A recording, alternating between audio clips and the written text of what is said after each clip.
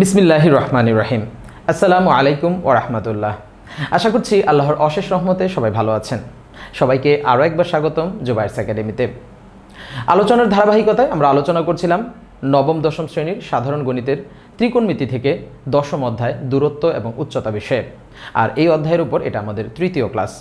আমরা প্রথম ক্লাসে এই অধ্যায়ের যাবতীয় বেসিকগুলো জেনেছি, দ্বিতীয় ক্লাসে আমরা 5টি অঙ্ক করেছি এবং আজকের ক্লাসেও আমি খুবই গুরুত্বপূর্ণ এবং আপাতদৃষ্টিতে ক্রিটিক্যাল এ ধরনের কিছু অঙ্ক করব ইনশাআল্লাহ। তবে আপনারা যদি আগের 2টি ক্লাস করে থাকেন তাদের কাছে কিন্তু অবশ্যই আজকের অঙ্কগুলো ক্রিটিক্যাল মনে হবে না, বরং আমি আশা করব এই ক্লাসের পরে আপনাদের এই অনুভূতি হবে যে অঙ্ক জটিল হলেও বেসিকটা জানা থাকলে যে কোনো অঙ্কই আসলে খুবই সহজ হয়ে যায়।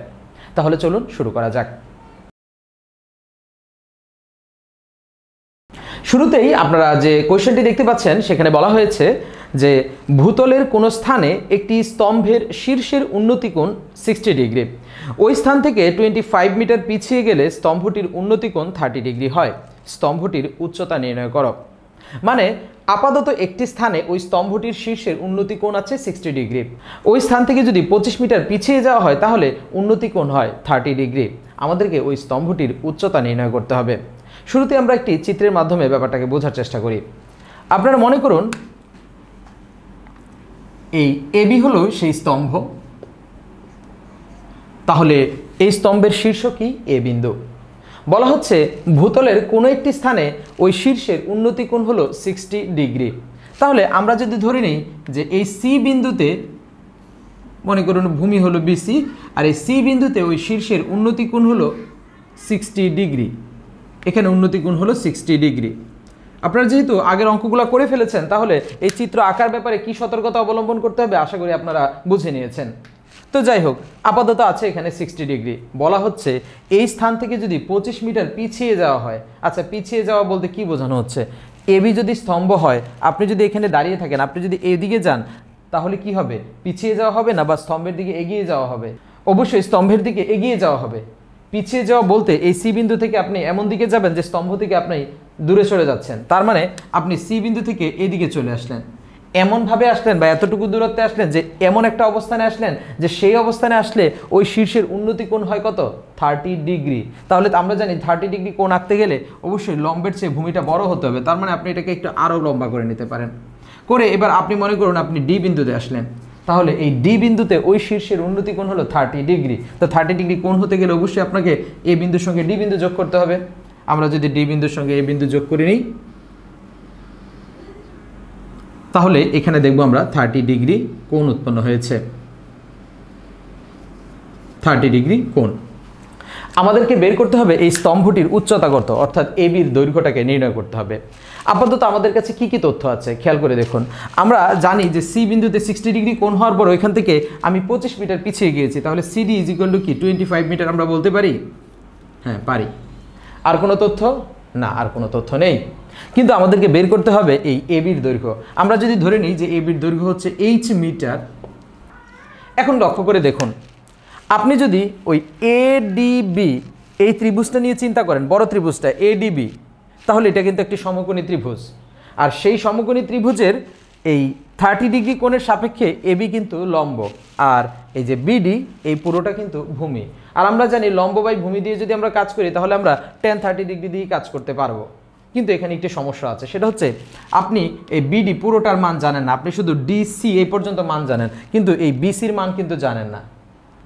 এই পাশে এবির মান ধরে নেওয়া হয়েছে, সেটা ঠিক আছে। আর যেহেতু আমরা জানি না সেহেতু আমরা এই বিসির মানটাও ধরে নিতে পারি। আমরা ধরে নিতে পারি বিসি সমান এক্স মিটার।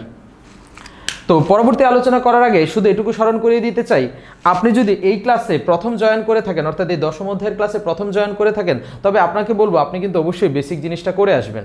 কারণ বেসিক ক্লাসটা যদি করেন এবং প্রথম ক্লাসের অঙ্কগুলো যদি আপনি করে আসেন তাহলে এটা আপনার জন্য বুঝতে সুবিধা হবে। তা না হলে মনে হবে অনেক ইনফরমেশন গ্যাপ, বাট আসলে ইনফরমেশন গ্যাপ না।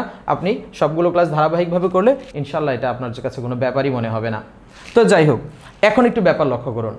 আগের অঙ্কের মতোই শুধু এখানে একটা জিনিস মনে রাখতে হবে যে 2টি স্টেপে আমাদেরকে অঙ্কটা করতে হবে। কয়টি স্টেপ? 2টি স্টেপ। কেন 2টি স্টেপ? কারণ কি দেখুন, কারণ এই যে এডিবি এই ত্রিভুজ নিয়ে যদি চিন্তা করেন, আমরা কি জানতাম? আমরা জানতাম যে ত্রিভুজের যদি একটি কোণ দেওয়া থাকে আর অন্তত একটি বাহুর দৈর্ঘ্য জানা থাকে তাহলে ওই সাইন, কস, ট্যান, কট বা এই ধরনের যে কোনো একটি অনুপাত দিয়ে আমরা কাজটি করে ফেলতে পারবো। কিন্তু এখানে লক্ষ্য করে দেখুন এই এবিডি বা এডিবি এই ত্রিভুজের আমরা এবির মান বের করব। আমাদের কাছে যদি এই বিডির মানটা জানা থাকতো তাহলেই কিন্তু আমরা একবার কাজ করে ফেলতে পারতাম। কিন্তু সমস্যা হলো আমাদের এই বিডির মান পুরোটা জানা নেই, আমাদের শুধুমাত্র ডিসি পর্যন্ত জানা আছে। সে কারণে আমাদেরকে আসলে এই বিসির মানটাকে আগে নির্ণয় করতে হবে, অর্থাৎ এক্স এর মানটাকে আগে নির্ণয় করতে হবে। যদি আমরা এক্স এর মানটা নির্ণয় করতে পারি তখনই আমরা কিন্তু ওই আগের প্রসেস মেনটেন করি সেই কাজটা করে ফেলতে পারবো। এখন কথা হচ্ছে এক্স এর মান আমরা কিভাবে নির্ণয় করব? এক্স এর মান মূলত নির্ণয় করবো আমরা এই ছোট্ট ত্রিভুজটা নিয়ে, অর্থাৎ এই এসিবি ত্রিভুজ। এটাও তো একটা সমকোণী ত্রিভুজ, তাই না? এখানেও তো 60 ডিগ্রি কোণ আছে, আর এখানে এবির দৈর্ঘ্য মানে এই 60 ডিগ্রি কোণের সাপেক্ষে কিন্তু এই এইচ হলো লম্ব আর বিসি মানে এক্স হলো ভূমি। তাহলে এখানেও তো আমরা tan 60 ডিগ্রি দিয়ে একটা কাজ করতে পারি। যদিও এখানে এইচ বা এক্স এর কোনো নির্দিষ্ট মান নেই, তবে নির্দিষ্ট মান না থাকলেও এক্স এর মান যদি এইচ এর মাধ্যমেও পাই কোনো অসুবিধা নেই। পরবর্তীতে এই মানটাই আমরা ওই বড় ত্রিভুজটার মধ্যে বসিয়ে দেবো, ইনশাল্লাহ একুরেট মান চলে আসবে। খুবই সিম্পল কাজ। প্রথমে ছোট ত্রিভুজটা নিয়ে কাজ করা হবে, সেখান থেকে আপনি এক্স এর মান বের করবেন, দেন আবার বড় ত্রিভুজটা নিয়ে কাজ করবেন, আপনি এইচ এর মান পেয়ে যাবেন। জাস্ট সিম্পল দুইটা ধাপ। গুছিয়ে কিভাবে লিখতে হয় তা আমরা অলরেডি শিখে গেছি, তবু আমি এই প্রথম অঙ্কটার জন্য আরো একবার গুছিয়ে লিখে দিচ্ছি। যাই হোক, আমরা এভাবে লিখতে পারি, দেখুন মনে করি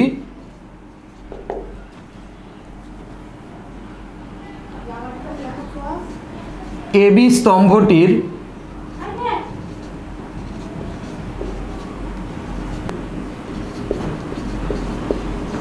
উচ্চতা এইচ মিটার।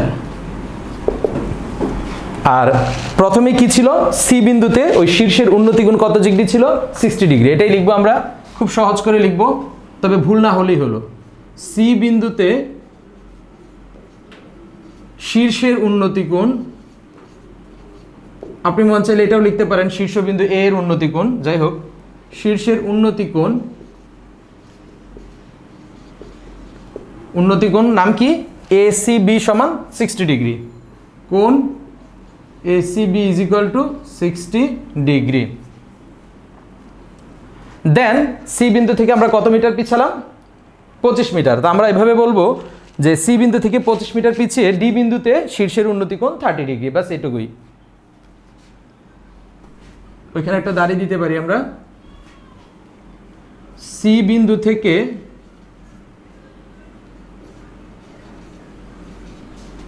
$25 মিটার পিছিয়ে গেলে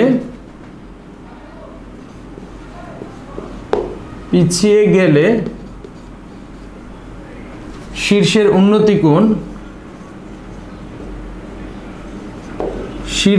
উন্নতি কোণ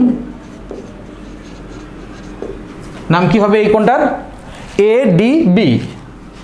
কোণ ADB is equal two 30 degree.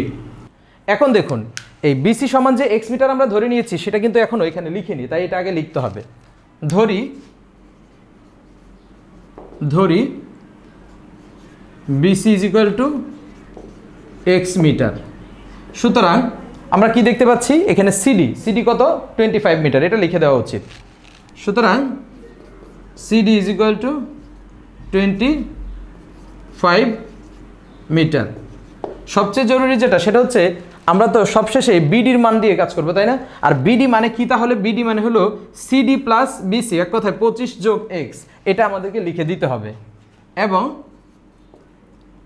এই বিডি ইজ ইকুয়াল টু আমরা সরাসরি এভাবে লিখে দিতে পারি এই এক্স প্লাস 25 মিটার। বোঝা গেছে জিনিসটা?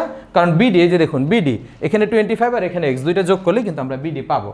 তো যাই হোক, এটা ছিল মোটামুটিভাবে পরিচিতি। এখন পরিচিতির পর আমরা কাজটা কি করব? আমরা প্রথমে কোন ত্রিভুজটা নিয়ে কাজ করব? যে ছোট ত্রিভুজটা। খুব সহজ দুইটি স্টেপ, আবারও বলছি। প্রথমে ছোট ত্রিভুজটা নিয়ে কাজ করব, আমরা এক্স এর মান বের করব।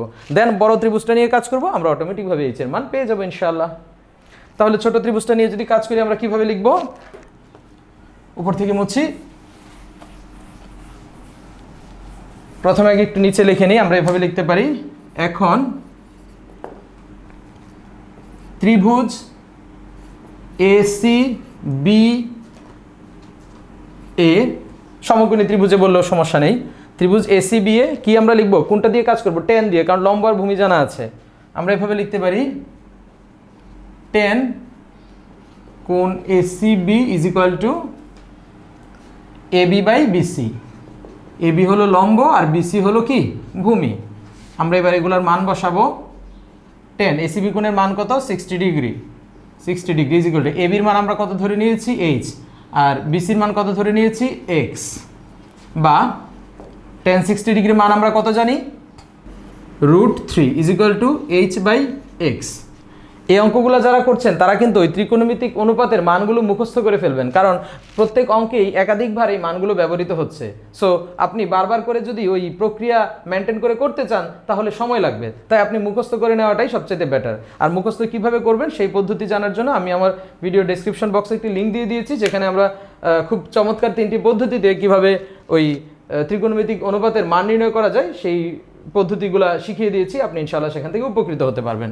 তো যাই হোক, এখন লক্ষ্য করে দেখুন, আমরা এখান থেকে যদি এক্স এর মান বের করতে চাই তাহলে জাস্ট আমরা আর গুণন করতে পারি। তাহলে আমরা কিভাবে লিখব, বা এই √3x is equal to h, অতএব x is equal to h by √3। তার মানে এই কিন্তু আমরা x এর মান পেয়ে গেলাম। আপনারা চাইলে এটাকে একটা সমীকরণ নাম দিতে পারেন, সমীকরণ 1, তবে না দিলেও কোনো সমস্যা নেই। এখন আমরা কোন ত্রিভুজ নিয়ে কাজ করব? এখন আমরা ADB ত্রিভুজ নিয়ে কাজ করব। কোন ত্রিভুজ? ADB, ওই যে বড় ত্রিভুজ। তাহলে আমরা এভাবে লিখতে পারি, আবার ত্রিভুজ ADBA। আচ্ছা, এখানে আমরা কি tan sin cos কোনটা দিয়ে কাজ করব? লক্ষ্য করুন 30 ডিগ্রির বিপরীতে কি AB বাহু আছে, সেটা হচ্ছে লম্ব, আর BD নিয়ে কাজ করব আমরা, সুতরাং সেটা হলো ভূমি। আর লম্ব বাই ভূমি দিয়ে কি হয়? tan হয়। তাহলে আমরা এটাই লিখতে পারি, দেখুন tan কোণ ADB ইজ ইকুয়াল টু, এক্ষেত্রে লম্ব কি? লম্ব AB, আর ভূমি কোনটা? নিঃসন্দেহে BD। Okay fine. বা এখন ADB কোণের মান কত? 30 ডিগ্রি। তার মানে বা tan 30 degree is equal to এবির মান আমরা কত ধরেছি? এইচ, আর বিডির মান একটু আগে যে বিডির মান নির্ণয় করেছি কত? 25 প্লাস এক্স, অথবা x plus 25, as you wish, যেভাবে ইচ্ছে লিখেন, এক্স প্লাস 25। দেন আমরা tan 30 ডিগ্রির মান যদি বসিয়ে দেই, tan 30 ডিগ্রির মান কত? বা tan 30 ডিগ্রির মান হলো 1/√3 ইজ ইকুয়াল টু কত? H by x plus 25, h by x plus 25। আচ্ছা, তো আমরা এই যে এক্স এর মান নির্ণয় করে রেখেছিলাম, কত ছিল এক্স এর মানটা?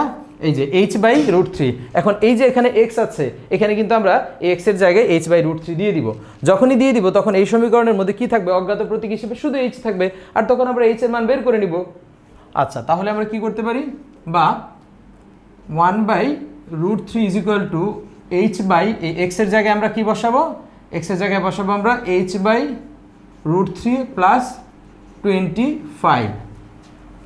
দেন ক্যালকুলেশনটা আমরা আমাদের স্বাভাবিক যে বীজগাণিতিক ক্যালকুলেশন আছে সেই প্রক্রিয়ায় এগিয়ে যাব ইনশাআল্লাহ। 1/√3 ইজ ইকুয়াল টু, এখানে কি হয় দেখুন, লসাগু হয় না? হ্যাঁ হয়। উপরের এইচ আগে লিখে ফেলুন, নিচে লসাগু কত হয়? √3। দেন তাহলে এখানে কত হবে? এইচ প্লাস 25√3, বা 1/√3 ইজ ইকুয়াল টু, আমরা জানি এটাকে বলে জটিল ভগ্নাংশ। আর জটিল ভগ্নাংশ প্রথমে কি করতে হবে? সরল করে দিতে হবে। আর সরল করার সময় লব ইন্টু হরকে কি করে দিতে হবে? উল্টে দিতে হবে। অর্থাৎ এরকম এইচ ইন্টু, এটা উল্টাইলে উপরে চলে যাবে √3 আর নিচে চলে আসবে এইচ প্লাস 25√3। আচ্ছা, বা কারো কারো মনে হতে পারে এখন তো আমরা এই এইচ আর এইচ কেটেই দিতে পারি, তাই না? এই এইচ কি কেটে দিতে পারি? না, পারি না। কেন পারি না? কারণ এই এইচ কিন্তু 25-এর সাথে কি আকারে আছে? যোগ আকারে। যদি গুণ আকারে থাকতো তাহলে কাটতে পারতাম। তাহলে এই এইচ কার সঙ্গে গুণ হবে? √3 সঙ্গে। তাহলে কি হবে? 1/√3 ইজ ইকুয়াল টু, উপরে হয়ে যাবে √3h, আর নিচে হবে h প্লাস 25 এই √3। এখন আমরা কি গুণ করতে পারি? আর গুণন। আর গুণন যদি করি, উপর থেকে আবার মুছতে হবে, বা এই √3 সঙ্গে √3h গুণ করলে কি হবে? নিঃসন্দেহে √3 গুণ করলে শুধু 3, মানে আমাদের এখানে ফলাফলটা দাঁড়াবে 3h ইজ ইকুয়াল টু 1 এর সঙ্গে এটা গুণ করলে তো একই থাকে, h প্লাস 25√3, বা আমরা এখন h এর পাশে নিয়ে আসবো, 3h minus H is equal two 25√3। 3h থেকে h গেলে কত থাকে 2h ইজ ইকুয়াল টু 25√3। আমরা যেহেতু h এর মান নির্ণয় করব বা h ইজ ইকুয়াল টু 25√3 আর এই 2টা চলে আসবে নিচে 2, দেন আমরা এই মানটা ক্যালকুলেটরের সাহায্যে বের করে নিব। তাহলে কি আসবে, অতএব h is equal two calculator দিয়ে যদি আমরা করি উত্তরটা পাবো 21.651। প্রায় দিতে হবে কারণ এটা অমূলদ সংখ্যা আসে। সুতরাং আমরা লিখব, আমাদের চাওয়া হয়েছিল কি স্তম্ভটির উচ্চতা, তাই না, স্তম্ভটির উচ্চতা, তাই তো, হ্যাঁ। সুতরাং স্তম্ভটির উচ্চতা এই 21.651 মিটার প্রায়। লক্ষ্য করুন এই পদ্ধতিটা কিন্তু আগের যে অঙ্কগুলো আমরা করেছি তার থেকে বিশেষ কোনো পার্থক্য নেই, শুধু কাজটা দুইবার করা লাগছে। আর ওই যে প্রশ্ন অনুপাতে আগে ওই চিত্রটাকে যদি আপনি গুছিয়ে মানে সেট করতে পারেন তাহলেই কাজ সহজ, আগের মতোই। আর এইখানে কারো কাছে একটা প্রশ্ন হতে পারে, যেমন আমরা প্রথমবার যখন এসিবি ত্রিভুজ নিয়ে কাজ করেছি, যাদের একটু কিউরিসিটি আছে তারা যদি বলেন যে আমি কি এই যে এক্স এর মান না বের করে এইচ এর মান বের করতে পারতাম বা বের করে অঙ্কটা করতে পারতাম, উত্তর হলো হ্যাঁ, অবশ্যই করতে পারতাম। কারণ প্রথমে যদি আপনি এইচ এর মান বের করতেন তাহলে এইচ এর মানের মধ্যে কি পেতেন, এক্স পেতেন। তখন এই যে পরবর্তীতে যখন কাজ করলাম তখন ওই এইচ এর মানের জায়গায় আপনি এক্স বসিয়ে দিতেন, ফলাফলে এইখান থেকে আমরা কি পেতাম, তখন এক্স এর মান পেতাম। কিন্তু এক্স এর মান পেলেই তো আর এটা আমাদের উত্তর হতো না, তখন আমাদেরকে ওই এক্স এর মানটা নিয়ে ওই আগের জায়গায় আবার বসিয়ে দিতে হতো। অর্থাৎ এই যে এখানে যখন আমরা একবার 1 নং সমীকরণ দিয়েছিলাম সেই 1 নং সমীকরণের মধ্যে যে আবার এই মানটাকে বসিয়ে দিতে বসালে আমরা ওই তখন এইচ এর মান পেয়ে যেতাম, বাস একটা লাইন বাড়তি হয়তো করতে হতো। তাই এটা মুখস্থ রাখার কোনো বিষয় না, তবে এটা মনে রাখতে পারেন যে ফাইনালি যেহেতু আমাদেরকে এইচ এর মান বের করতে হবে তাই এটা সবার শেষে বের হবে, প্রথমে আমরা এক্স এর মানই বের করব, বাস এইটুকুই।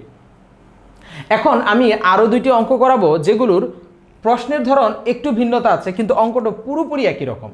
তবুও আমি অন্তত প্রশ্নটা বুঝিয়ে দিয়ে চিত্রটা সেট করা পর্যন্ত আপনাদেরকে বুঝিয়ে দিচ্ছি।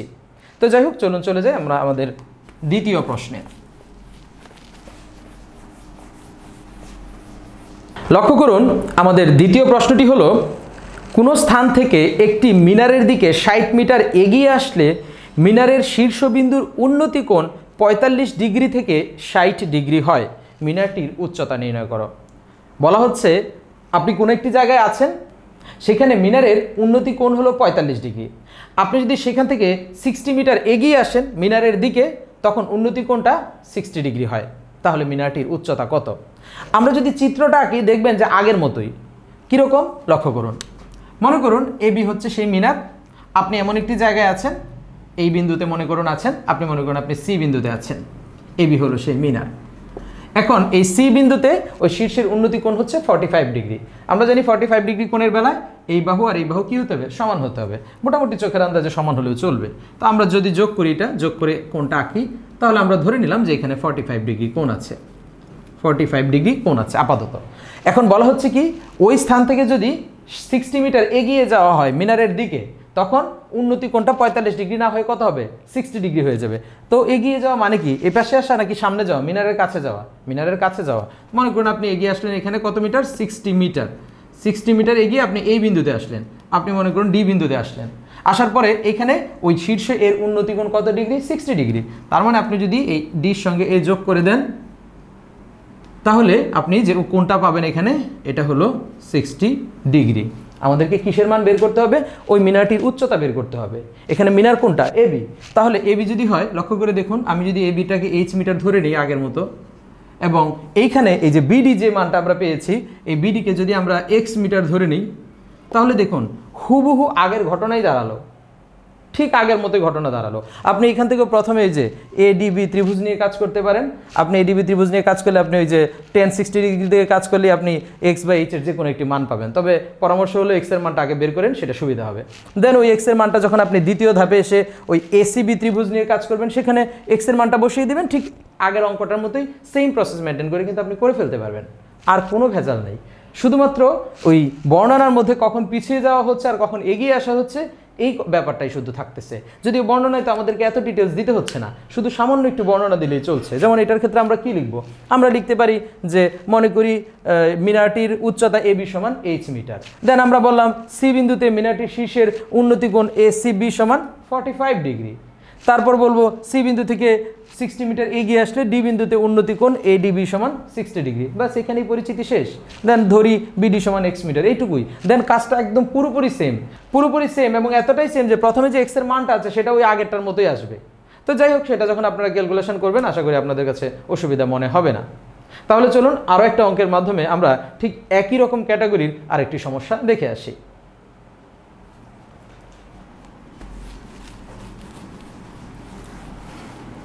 আমাদের আজকের ক্লাসের তৃতীয় সমস্যাটি হলো, একটি নদীর তীরের কোনো এক স্থানে দাঁড়িয়ে একজন লোক দেখলো যে ঠিক সোজাসুজি অপর তীরে অবস্থিত একটি টাওয়ারের উন্নতি কোণ 60 ডিগ্রি।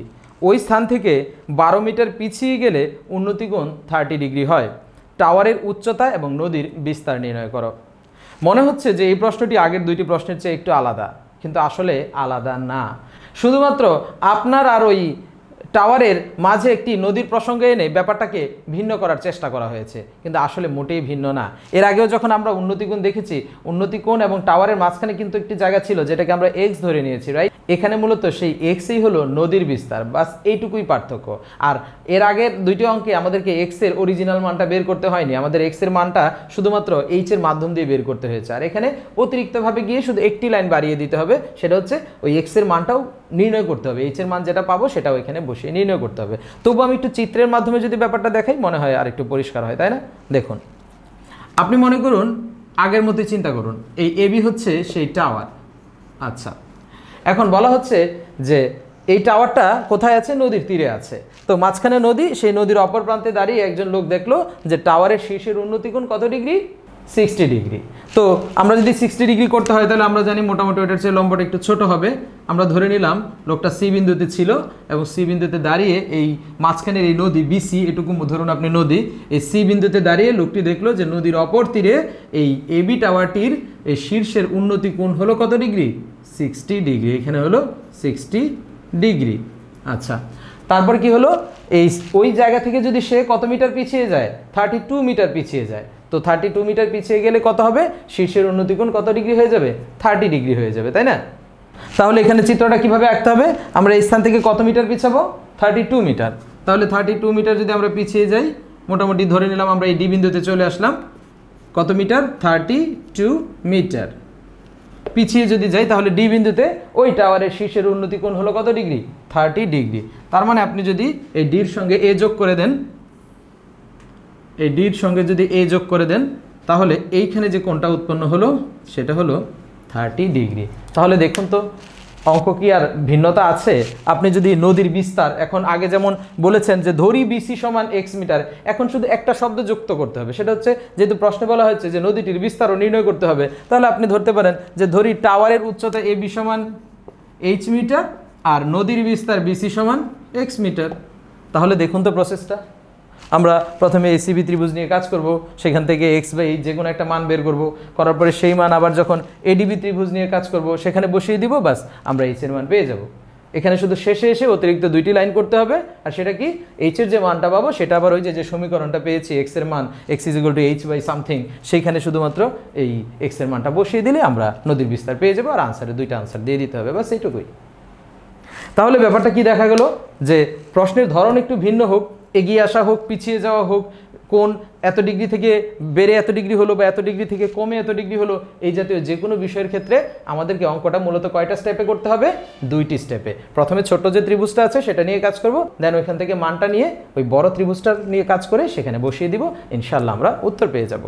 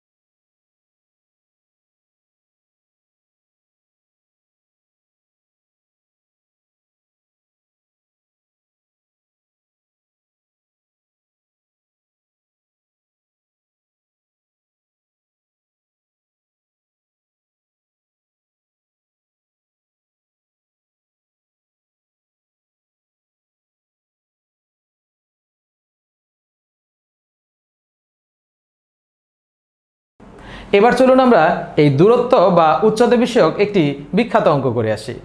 বিখ্যাত অঙ্ক এই জন্যই বললাম যে কারণ এই অঙ্কটি স্টুডেন্টদের কাছে একটু সমস্যা মনে হয়, আর অঙ্কের ধরনটাই এমন থাকে যে একটু বুঝতে অসুবিধা হয়।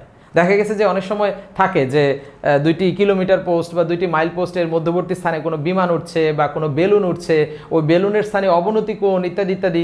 তখন আমাদেরকে ওই ভূমি থেকে ওই হেলিকপ্টারের উচ্চতা বা বিমানের উচ্চতা নির্ণয় করতে হয়, অথবা বেলুনের উচ্চতা নির্ণয় করতে হয়। এই জাতীয় সমস্যাটা স্টুডেন্টদের কাছে একটু জটিল মনে হয়, কিন্তু আসলে এটাও জটিল না। চলুন আগে আমরা প্রশ্নটা দেখে নিই। এখানে বলা হয়েছে 2টি মাইল পোস্টের মধ্যবর্তী কোনো স্থানের উপরে একটি বেলুন উঠছে। আমরা বেলুন নিলাম, বেলুনের জায়গায় আপনি হেলিকপ্টার হোক, রকেট হোক আর বিমান হোক, যাই হোক একই কথাই আসবে। আচ্ছা, একটি বেলুন উঠছে, বেলুনের স্থানে ওই মাইল পোস্ট দুটির অবনতি কোণ যথাক্রমে 30 ডিগ্রি ও 60 ডিগ্রি হলে বেলুনটির উচ্চতা নির্ণয় করো। অর্থাৎ ভূমি থেকে বেলুনটির উচ্চতা নির্ণয় করতে হবে। খেয়াল করুন, 2টি মাইল পোস্টের মধ্যবর্তী কোনো একটি জায়গায় একটি বেলুন উঠছে, বেলুনের স্থানে ওই মাইল পোস্ট দুইটির অবনতি কোণ, একটা 30 ডিগ্রি একটা 60 ডিগ্রি। আমাদেরকে কী বের করতে হবে? ওই বেলুনের উচ্চতা নির্ণয় করতে হবে। তো চিত্র ছাড়া এই বিষয়টাকে উপলব্ধি করা কোনোভাবেই সম্ভব না। প্রথমে আগে আমরা বুঝি মাইল পোস্ট ব্যাপারটা কি। আপনি যদি দেশের যে কোনো প্রান্ত থেকে ঢাকার দিকে আসেন বা যে কোনো এক ডিস্ট্রিক্ট থেকে অন্য ডিস্ট্রিক্টে যান, গন্তব্যস্থানে যাওয়ার আগে অনেক সময় লেখা থাকে যে ওই স্থানটা আর এত কিলোমিটার। মনে করুন আপনি ঢাকায় আসছেন, আপনি এক জায়গায় লেখা পেলেন যে ঢাকা 32 কিলোমিটার। একটু সামনে আসলেন, দেখলেন লেখা ঢাকা 31 কিলোমিটার। দেন আরেকটু সামনে আসলেন, লেখা ঢাকা 30 কিলোমিটার, মানে 1 কিলোমিটার করে কমছে, আপনি আগে আসছেন। এই যে একটু পরপর যে কিলোমিটারগুলো দেওয়া থাকে, মূলত এগুলোকে বলা হয় কিলোমিটার পোস্ট। আর একসময় এই কিলোমিটার পোস্ট ছাড়া সেখানে মাইল পোস্ট ছিল। যেহেতু এককের পরিবর্তনের বেলায় আমাদের দেশে বর্তমানে কিলোমিটার এককটাই বেশি ব্যবহৃত হয়, ফলে মাইল শব্দটি একটু কম লেখা থাকে। আর আমরা জানি কিলোমিটারের সাথে মাইলের একটি সম্পর্ক আছে, সেটা নিয়ে আমি একটু পরে কথা বলছি। তো একই ব্যাপার, মাইল পোস্ট মানে ওই 1 মাইল দূরে দূরে যেই পোস্টগুলো থাকে বা ছোট্ট করে একটি ইয়ার মধ্যে লেখা থাকে যে এত মাইল এত মাইল এত মাইল বাকি আছে, যাই হোক না কেন, এগুলো হচ্ছে মাইল পোস্ট। তো এরকম 2টি মাইল পোস্টের মাঝামাঝি কোনো একটা স্থানে একুরেট মাঝামাঝি বলা হয়নি, যে মাঝামাঝি কোনো একটা স্থানে আপনি মনে করেন একটি ঘুড়ি, একটি বেলুন উড়াচ্ছেন, বা সেদিক দিয়ে একটি হেলিকপ্টার যাচ্ছে, বিমান যাচ্ছে, রকেট যাচ্ছে, যা খুশি তাই যাক। তো ওই বেলুনের স্থানে বা রকেটের স্থানে এই মাইল পোস্ট দুইটির অবনতি কোণ বলা হচ্ছে 30 ডিগ্রি আর 60 ডিগ্রি। আচ্ছা, ব্যাপারটা কি এভাবে সাজানো যায়? দেখুন তো, আমি ধরে নিলাম 2টি মাইল পোস্ট, একটি হলো এ আর একটি হলো বি। আমরা মোটামুটি এভাবে ধরে নিলাম যে এ এবং বি 2টি মাইল পোস্ট। এই 2টি মাইল পোস্টের ব্যবধান এইখানে 1 মাইল।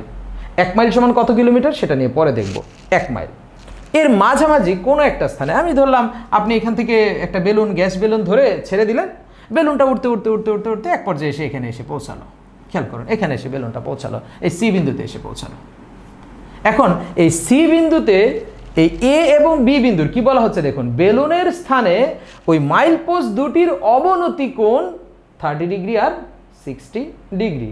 এখন ভালো করে খেয়াল করুন, আমরা বেসিক ক্লাসে আলোচনা করেছি অবনতি কোণ যেখানে উৎপন্ন হবে সেখানে কিন্তু ভূমির সমান্তরাল একটি রেখা লাগবে। তো প্রথমে আগে আমরা এ বি যোগ করি, তাহলে আমরা ভূমি পেয়ে যাব। মনে করেন এটি রাস্তা, আপনি এই রাস্তা বরাবর যাচ্ছিলেন, তো এ বি যদি যোগ করি আপনি ভূমি পেয়ে যাব আমরা।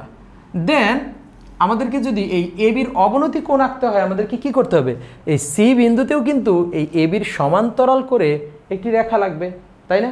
তো আপনি যদি সি বিন্দুতে এ বির সমান্তরাল করে একটি রেখা এঁকে দেন, আমি প্রথমে ডট ডট চিহ্ন দিলাম, আপনি ডট চিহ্ন না দিয়ে আপনি ক্লিয়ার এভাবেও দিতে পারেন, কোনো সমস্যা নেই, যেভাবে ইচ্ছা সেভাবে দেন।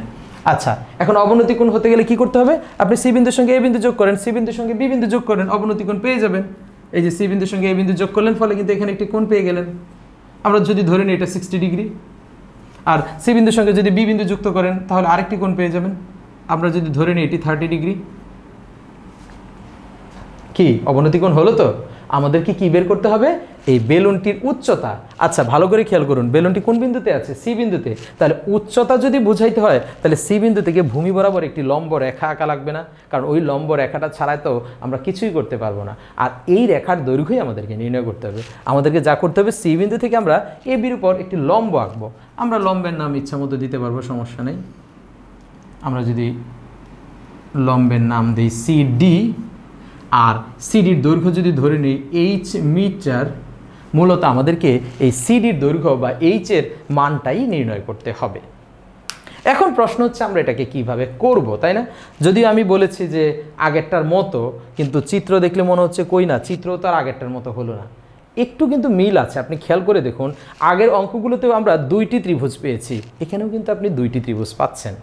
দেখুন এই যে ACD এটি একটি ত্রিভুজ আর BCD এটি একটি ত্রিভুজ। সমস্যা কি, আগের দুইটি ত্রিভুজ লম্বের এক পাশে ছিল আর এখন দুইটি ত্রিভুজ লম্বের দুই পাশে।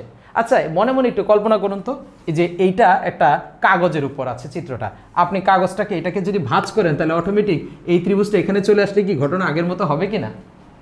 হ্যাঁ হবে। একটু ফিল করেন ব্যাপারটা, যে আপনি মনে করেন এটা কাগজ, এইখান বরাবর আপনি এটাকে ভাঁজ দিয়ে এভাবে নিয়ে আসলেন, এই বরাবর এটাকে ভাঁজ করে নিয়ে আসলেন, অটোমেটিক কিন্তু এই চিত্র যখন এখানে চলে আসবে তখন একই ঘটনা ঘটবে। তবে আমাদের এভাবে আনারও দরকার নেই, ভাবারও দরকার নেই, আমি শুধু এটা ফিল করানোর জন্য বললাম। আমরা আগের মতোই কাজটা করব, তবে কাজটা করার জন্য আমরা যেটা করব, দেখুন এই AB, এখন ABর দৈর্ঘ্য কিন্তু আমাদের জানা আছে। কিভাবে জানা আছে? কারণ A এবং B কে আমরা কি ধরেছি? মাইল পোস্ট, আর দুইটি মাইল পোস্টের মধ্যবর্তী ব্যবধান কত? 1 মাইল। কিন্তু আমরা যেহেতু উচ্চতাটা মিটারে ধরেছি, ফলে 1 মাইলকে আমাদেরকে মিটারে ডাইভার্ট করতে হবে। আর 1 মাইল সমান কত কিলোমিটার জানেন? 1.61 কিলোমিটার। আর কিলোমিটারকে যদি আমরা জানি 1 কিলোমিটার সমান 1000 মিটার, তাই কিলোমিটারকে 1.61 কিলোমিটারকে যদি আমরা 1000 দিয়ে গুণ করি মিটার পেয়ে যাব। সাপোজ দেখুন 1.61 এটা কিলোমিটার, 1 মাইল সমান এত কিলোমিটার, একে যখন আপনি 1000 দিয়ে গুণ করবেন ফলাফল কি পাবেন? 1610 মিটার। তার মানে কিন্তু আপনি ABর দৈর্ঘ্য পেয়ে গেলেন কত? 1610। আচ্ছা, ABর দৈর্ঘ্য 1610, কিন্তু AD বা BD কত সেটা আপনি জানেন না, কারণ D বিন্দুটা যে কোথায় সেটা কিন্তু বলা হয়নি, মাঝামাঝি কোনো একটা স্থানে। তাই আমাদেরকে যেটা করতে হবে, এই ADর দৈর্ঘ্য অথবা BDর দৈর্ঘ্য যে কোনো একটা দৈর্ঘ্য আমাদের ইচ্ছা মতো ধরে নিতে হবে। ধরুন আপনি ধরলেন ADর দৈর্ঘ্য x মিটার, তাহলে BDর দৈর্ঘ্য কত হবে বলুন তো? AB টোটালটা যদি হয় 1610 মিটার, আর এই AD এটুকু যদি হয় x মিটার, তাহলে বাকিটুকু কত হবে? এই 1610 থেকে x বাদ, অর্থাৎ এটুকু 1610 মাইনাস x মিটার। ক্লিয়ার ব্যাপারটা? এখন লক্ষ্য করে দেখুন তো, এই ACD ত্রিভুজ নিয়ে যদি আমরা কাজ করি, ঠিক আগের মতো কি এই ত্রিভুজে লক্ষ্য করুন, একটি বাহু আছে x মিটার, একটি বাহু আছে h মিটার, কিন্তু সমস্যা হলো এই কোণটি তো দেওয়া নেই। আর এইটা দেওয়া না থাকলেও যে বের করা যায় সেটা আমরা আগের ক্লাসে দেখেছি। কারণ ওই যে এই রেখা, আপনি যদি এখানে নাম দেন ইচ্ছা মতো, PQ যদি নাম দেন আপনি, তাহলে এই যে কোণটা আছে 60 ডিগ্রি, অর্থাৎ ACP, এই কোণ নিশ্চয়ই এই কোণের সমান একান্তর কোণ। আগের দিন আমরা একটা অঙ্ক করেছি এরকম,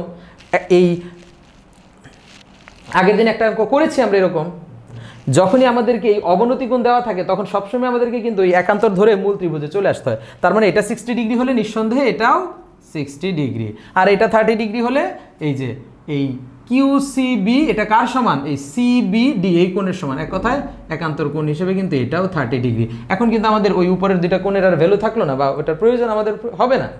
এখন দেখুন তো, এই যে এই ADC এই ত্রিভুজের জন্য CD কিন্তু উচ্চতা আর AD হলো ভূমি, তাহলে এই উচ্চতা বাই ভূমি অর্থাৎ লম্ব বাই ভূমি ধরে, অর্থাৎ 1060 ধরে আমরা তো আগের মতো যদি কাজ করি আমরা x এর মান পাবো। দেন আমরা কি করব? এই ত্রিভুজ নিয়ে কাজ করব, আর এই ত্রিভুজ নিয়ে যখন কাজ করব তখন আমরা x এর জায়গায় সেই x এর মান বসিয়ে দিব, আমরা h এর মান পেয়ে যাব। বাস, সাজানোটা শুধু ভিন্ন। তবে এটার গুছিয়ে লেখার দায়িত্বটা আমি আপনাদের উপর ছেড়ে দিলাম না, আমি গুছিয়ে লিখে দিচ্ছি। শুধু এটা মনে রাখুন, এভাবে সাজানোর পরে এখানেও কিন্তু আমাদেরকে দুইটি স্টেপই মেনটেন করতে হবে। আর সেটা হলো, প্রথমে একটি ত্রিভুজকে ধরে আমাদেরকে x বা h এর কোনো একটি মান বের করা লাগবে, আমরা x এর মানই বের করব। দেন অপর ত্রিভুজ নিয়ে কাজ করে x এর সেই মান বসিয়ে দেবো, ইনশাআল্লাহ x এর মান পেয়ে যাব। তো যাই হোক, আমি গুছিয়ে লিখে দিচ্ছি, আপনারা আমার সাথে সাথে তুলে নিন। আমরা এভাবে লিখতে পারবো, ধরি A ও B দুইটি মাইল পোস্টের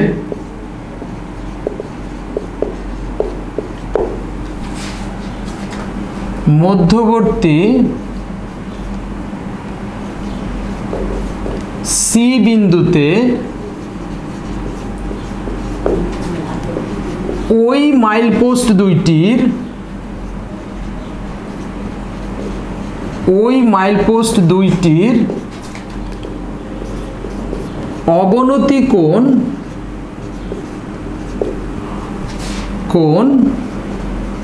যথাক্রমে যেহেতু বলেছি তাহলে আমরা এই এ বিন্দুর অবনতি কোণটি আগে বলবো আর বি বিন্দুর অবনতি কোণটি পরে বলবো। ওকে, তাহলে আমরা কি লিখব? এ ও বি দুইটি মাইলপোস্টের মধ্যবর্তী সি বিন্দুতে ওই মাইলপোস্ট দুইটির অবনতি কোণ যথাক্রমে, তাহলে এ বিন্দুর অবনতি কোণটা কত দেখুন তো, এ সি পি সমান 60 ডিগ্রি। কোণ A C P is equal to 60 degree এবং কোণ ওটার নাম কি বিসি কিউ সমান 30 ডিগ্রি। ব্যাস, দেন আমরা মুছে দিলাম। আমরা এভাবে লিখতে পারি এই সি বিন্দু থেকে ওই এ বি বাহুর উপর সিডি লম্ব আঁকি, এটা আমরা বলবো। সি বিন্দু থেকে এই এ বি এর উপর সিডি লম্ব অঙ্কন করি বা লম্ব আঁকি। এখন আমরা উচ্চতাগুলো ধরে নেই। ধরি এই সিডি সমান এইচ মিটার এবং ওই এডিটাও আমরা ধরে নিব এক্স মিটার এবং এডি সমান এক্স মিটার। তাহলে সিডি ধরে নিলাম এইচ মিটার আর এডি ধরে নিলাম এক্স মিটার। এখন আমরা প্রথমে ওই এবি যে মাইল পোস্ট এটাকে আগে মিটারে নিয়ে আসব। আমরা এভাবে লিখতে পারি, সুতরাং এবি সমান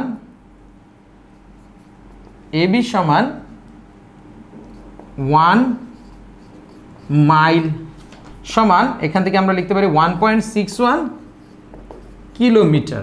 ওকে, আর 1.61 কিলোমিটারকে আমরা কিসে নিয়ে যাব? মিটারে নিয়ে যাব। আমরা লিখতে পারি দেখুন 1.61 ইন্টু এই 1000 মিটার। ওকে, আচ্ছা, এখন আমরা মনে হয় উপর থেকে মুছতে পারি।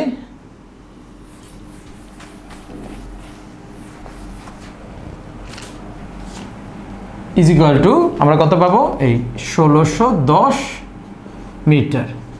তাহলে লক্ষ্য করুন, আমরা যেহেতু এবি সমান 1610 পেলাম, তাহলে এখন বিডি সমান কত? ওই যে 1610 মাইনাস এক্স, এটা দেখিয়ে দিতে হবে, লিখতে হবে। সুতরাং বিডি সমান এই 1610 মাইনাস এক্স মিটার। এইটুকু করার পরে এখন আমরা মূলত ওই আমাদের যে কাঙ্ক্ষিত যে দুইটি স্টেপ, সেই দুইটি স্টেপ করব। প্রথমে এ সি ডি ত্রিভুজ নিয়ে কাজ করব, দেন বি সি ডি ত্রিভুজ নিয়ে কাজ করব। আমরা লিখতে পারি এখন ত্রিভুজ এ সি ডি এ কি হবে? tan, আগের মতোই tan 60 degree is equal two লম্ব বাই ভূমি অর্থাৎ সিডি বাই এডি। তারপর আমরা এক এক করে মান বসিয়ে যাই, বা tan 60 ডিগ্রির মান কত? √3, তাই তো? √3 ইজ ইকুয়াল টু সিডির মান আমরা কত ধরেছি? এইচ, আর এডির মান কত? এক্স, বা এই √3x ইজ ইকুয়াল টু 8। অতএব x is equal to h by √3। আচ্ছা, তাহলে লক্ষ্য করে দেখুন, আমরা x এর মান পেয়ে গেলাম। আর x এর মান আমরা ধরতে পারি এইটাকে 1 নং সমীকরণ, যদিও এটার পরবর্তীতে তেমন কোনো কাজে আসে না, তবু ধরে নিলাম আর কি। 1 নং সমীকরণ থেকে মান বসিয়ে কথাটা যদি কেউ সাইড নোটে দিতে চান দিতে পারেন, সমস্যা নেই। ওকে, তাহলে আমরা এখন কোন ত্রিভুজ নিয়ে কাজ করব বলুন তো? আমরা এখন কাজ করব ওই বিসিডি ত্রিভুজ নিয়ে। আমরা এইভাবে লিখতে পারি, আবার এখান থেকে যদি লিখি, আবার ত্রিভুজ বিসিডি এ, এখানে লক্ষ্য করুন এই যে 30 ডিগ্রি আছে, আর এই 30 ডিগ্রি কোণের বিপরীত বাহু কোনটা? এই সিডি, তার মানে এটা লম্ব। আর সন্নিহিত বাহু কোনটা? বিডি, তার মানে এটা ভূমি। তার মানে এখানে আমরা tan 30 ডিগ্রি দিয়ে কাজ করতে পারি, তাই না? হ্যাঁ, তাহলে আমরা লিখতে পারি আবার বিসিডি ত্রিভুজে এই tan কোণের নাম কি? সিবিডি ইজ ইকুয়াল টু লম্ব অর্থাৎ সিডি বাই ভূমি অর্থাৎ বিডি, বা tan, এই কোণটার মান কত? 30 ডিগ্রি। আমরা ডাইরেক্ট ওইখানেও 30 ডিগ্রি দিতে পারতাম, যাই হোক এই সিডির মান কত, এইচ ধরে নেওয়া আছে, আর বিডির মান কত, এই 1610 মাইনাস এক্স। আমরা এবার উপর থেকে মুছে দিব, এই শুধুমাত্র এক্স এর মানটা রাখলাম। বা খেয়াল করুন tan 30 ডিগ্রির মান কত, আগে ব্যবহার করেছি 1/√3। ইয়েস, 1/√3 ইজ ইকুয়াল টু আমরা এইচ বাই কত 1610 মাইনাস এক্স। খেয়াল করুন এই 1610 মাইনাস এক্স, তাহলে এক্স এর জায়গায় এই h/√3 বসিয়ে দিতে পারি নাকি? হ্যাঁ, এক্স এর জায়গায় বসিয়ে দিব h/√3। এরপরে দেখুন কাজটা সেই আগের মতোই, 1/√3 ইজ ইকুয়াল টু উপরে তো এইচ আছে, এখানে আমরা লসাগু করব √3, ফলে এখানে কি হবে দেখুন এই 1610√3 মাইনাস এখানে কি হবে শুধু এইচ। বা ওই যে এটাকে আমরা আগে কি করব, আগে সরল ভগ্নাংশে পরিণত করব, এটা আগে 1/√3 থেকে যাক, ইজ ইকুয়াল টু এই এইচ ইন্টু এটা উল্টাইলে উপরে চলে যাবে √3 আর নিচে চলে আসবে 1610√3 মাইনাস এইচ। এবার একটু করার প্রয়োজন নাই, আমি মুছে দিলাম। বা 1/√3 ইজ ইকুয়াল টু এখানে কি দাঁড়ালো, √3 আর এইচ গুণ করলে জাস্ট √3h আর নিচে 1610√3 মাইনাস এইচ। এখন যদি আমরা আর গুণন করি, √3 সঙ্গে √3h গুণ করলে কি হবে, √3 গুণ হয়ে শুধু 3 আর থাকলো এইচ ইজ ইকুয়াল টু 1 এর সাথে এটা গুণ হলে সেই 1610√3 মাইনাস এইচ। ওকে, বা আমরা এইচ এই পাশে নিয়ে আসবো, তাহলে কি হবে এই 3h মাইনাস এইচ ওই পাশে আসলে হবে plus h is equal to 1610√3। আর 3h এবং h যোগ করলে আমরা পাবো কত, 4h ইজ ইকুয়াল টু 1610√3। এই পাশটাই বেছে নিলাম। বা h ইজ ইকুয়াল টু এই 1610√3 নিচে কি যাবে 4, 1610√3 নিচে চলে যাবে 4। অতএব h ইজ ইকুয়াল টু এই মানটা আমরা ক্যালকুলেটরের সাহায্যে করব, তো ক্যালকুলেটরের মান কি পাবো 697.15 প্রায়, ব্যাস। আর এইচ মানে কি ছিল আমাদের, ওই বেলুনটির উচ্চতা, তাহলে আমরা লিখে দিতে পারবো, সুতরাং বেলুনটির উচ্চতা এই 697.15 মিটার প্রায়। দেখুন এই 2টি কিলোমিটার পোস্ট বা মাইল পোস্ট এরকম কোনো স্থানে বেলুন বা হেলিকপ্টার উঠছে, স্বাভাবিকভাবে অনেকে এটাকে জটিল মনে করে, বাট আসলে কি এটা জটিল? শুধুমাত্র যদি চিত্রটা দাঁড় করানো যায়, তারপর আগের অঙ্কগুলোর মতো না? হ্যাঁ, মতো। তবে আপনি যদি বেসিকটা ভালো জানেন তখনই এটা সহজ। আর আমি আশা করব আপনারা আমার ক্লাসের প্রথম ক্লাসটা থেকে করে আসছেন, তাই এটা আপনাদের কাছে সহজ লেগেছে। তবুও যদি আপনি কোনো কিছু না বুঝে থাকেন, আমার প্রথম রিকোয়েস্ট থাকবে আপনি এই ভিডিওটি আরেকবার দেখুন, প্রয়োজনে আগের ক্লাসগুলোও দেখুন, ইনশাল্লাহ সহজ লাগবে। কারণ অনেক সময় হতে পারে আমরা একবারে যখন যা দেখি তখন আমাদের মনের অজান্তেই আমরা অনেক কিছু স্কিপ করে যাই, অর্থাৎ আমাদের ব্রেন কিছু কিছু জিনিস ক্যাচ না করেই অনেক সময় চলে যায়। তাই আরেকবার যদি দেখা হয় যে কোনো জিনিস রিপিট করলে সেটা আরও ভালোভাবে মাথায় গাঁথে বা আরও ভালোভাবে বোঝা যায়। তো যাই হোক, মোটামুটিভাবে এই চ্যাপ্টারের যে মূল অঙ্ক ছিল সেগুলো আমি শেষ করলাম। আর আজকে যা করালাম তার মাধ্যমে আপনারা উদাহরণের অঙ্ক করে ফেলতে পারবেন, কারণ এই ধরনের অঙ্ক উদাহরণেও আছে। এবং সর্বশেষে যে কাজটা করলাম সেটা মূলত অনুশীলনীতে নেই, উদাহরণে নেই, আছে একটি কাজ হিসেবে। তবে এটি খুবই ইম্পর্ট্যান্ট একটা মানে কোয়েশ্চেন, সৃজনশীল আকারে আসে বা এমনিতেও পরীক্ষায় আসে। তো এটা আপনারা ভালোভাবে স্টাডি করবেন। আর 2-1টি সৃজনশীল আমরা ইনশাল্লাহ করব পরবর্তী ক্লাসে, সে পর্যন্ত আপনারা এই বিষয়গুলো প্র্যাকটিস করবেন। তো যাই হোক, বরাবরের মতোই ক্লাসটি শেষ করার পূর্বে আমি 2-1টি কথা বলবো। আচ্ছা, আপনাকে যদি প্রশ্ন করা হয় আপনার রবকে, কি বলবেন? আমি জানি নিঃসন্দেহে সবাই বলবেন যে আমার রব আল্লাহ। কিন্তু আপনি কি কখনো ভেবে দেখেছেন যখনই আপনি বলেন যে আপনার রব আল্লাহ, তখন সেই রবের সাথে আপনার একটি সম্পর্ক স্থাপন হয়ে যায়? আপনি কি জানেন সেই সম্পর্কটি কি? আচ্ছা, ধরুন আপনি একজন শিক্ষক। তো শিক্ষক হওয়ার জন্য আপনার ছাত্র থাকাটা জরুরি, রাইট? আপনি একজন শিক্ষক মানেই হচ্ছে আপনার কিছু স্টুডেন্ট আছে, ছাত্র আছে। সো সেই ছাত্রের সাপেক্ষে আপনি শিক্ষক। ধরুন আপনি একজন ডক্টর, তার মানে আপনার কিছু পেশেন্ট আছে, অথবা আপনি পেশেন্টদের সেবা দিয়ে থাকেন, সেই কারণেই আপনি ডক্টর। আপনি কোনো কিছুরই সেবা দেন না, এমনকি পশু পাখিরও না, সো আপনি কিন্তু ডক্টর না। ঠিক এরকমই আপনি যখনই বলছেন আল্লাহ আমার রব, তার মানে হলো আপনি মেনে নিয়েছেন আপনি তার আব্দ, অর্থাৎ বান্দা বা গোলাম বা দাস। আব্দ শব্দের সঠিক অর্থটাই হলো দাস। যদিও দাস প্রথা বিষয়টা আমাদের বিশ্বে নাই, তাই আমরা বুঝি না, তবে দাস শব্দটার মিনিং মোটামুটি আমরা বুঝি। তবে এটুকু বোঝা জরুরি, দাস কিন্তু কর্মচারী না। যেমন ধরুন, আপনি যদি একটি প্রতিষ্ঠানের মালিক হন, তখন আপনার যে কর্মচারী আছে তারা একটি নির্দিষ্ট সময় আপনার আনুগত্য করে, হয়তো বা 4 ঘন্টা, 5 ঘন্টা, হতে পারে 8 ঘন্টা। কিন্তু দাস বা গোলাম হচ্ছে এমন যে আপনি যখন ঘুমিয়ে থাকেন তখনও আপনি দাস, আপনি যখন জেগে থাকেন তখনও আপনি দাস, আপনি যখন পড়াশোনা করেন তখনও আপনি দাস, আপনি যখন বাইরে ঘুরতে বের হন তখনও আপনি দাস। অর্থাৎ আপনার জীবনের প্রত্যেকটি মুহূর্তেই আপনি দাস। কিন্তু কখনো কি এভাবে চিন্তা করেছেন নিজেকে যে আপনি আল্লাহর দাস? কারণ আপনি যদি আল্লাহর দাসই হয়ে থাকেন, তাহলে তো কোনো দাসের তো কোনো নিজস্ব ইচ্ছাই নেই। তার মালিক তাকে যা অর্ডার করবে সে তাই করতে বাধ্য, এবং সেটা ছাড়া তার কোনো কাজের এমনকি চিন্তা করারও ক্ষমতা নেই। যদি আপনি সেভাবে না ভেবে থাকেন, তাহলে নিজেকে প্রশ্ন করতে পারেন, আপনি কি আল্লাহকে আসলেই রব বলে মেনে নিয়েছেন? একটু চিন্তা করুন। যদি না নিয়ে থাকেন, তাহলে প্রয়োজনে এই রব এবং আব্দের সম্পর্ক নিয়ে আরেকটু বিচার বিশ্লেষণ করুন এবং নিজেকে সেই আব্দের পর্যায়ে আগে আনুন, দেন আপনি বলুন যে আল্লাহ আপনার রব। কারণ আপনি অনেক সময় আপনার নিজের গোলামি করেন। ছোট্ট একটা এক্সাম্পল দেওয়া যাক। মনে করুন ফজরের নামাজের সময় আপনার ঘুমটা কিছুটা ভাঙলো, মসজিদে আজান হচ্ছে, এখন নামাজ পড়তে উঠতে হবে। কিন্তু আপনার মন বলছে না, ভাল লাগছে না, আজকে নামাজ পড়বো না, থাক কালকে থেকে পড়বো। কিন্তু আপনার রব বলছে নামাজ পড়তেই হবে, আপনি যে কন্ডিশনেই থাকেন না কেন। তো কি দাঁড়ালো ব্যাপারটা? আপনি যদি শেষ পর্যন্ত নামাজ পড়েন, তখন দাঁড়ালো যে হ্যাঁ, আল্লাহকে আপনি রব মেনে নিয়েছেন, কারণ আপনার নিজের ইচ্ছার মূল্য নাই, আল্লাহর ইচ্ছার মূল্য আছে।